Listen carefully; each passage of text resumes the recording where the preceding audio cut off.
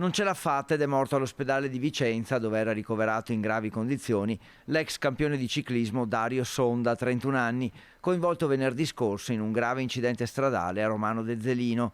Il giovane di Bassano del Grappa, in sella al suo scooter, si stava recando al lavoro in un'azienda di Romano quando, a pochi metri dalla sua abitazione, si è scontrato con una BMW che proveniva dalla direzione opposta.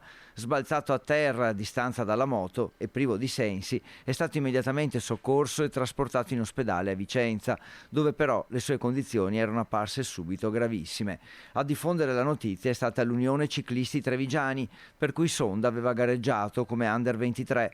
Era stato fra l'altro campione del mondo juniores dello scratch, una specialità del ciclismo su pista, nel 2009, dopo una promettente carriera nel settore giovanile. Recentemente si era appassionato di auto e aveva anche partecipato al Rally Città di Bassano del 2020. Dario lascia 2 bimbi piccoli.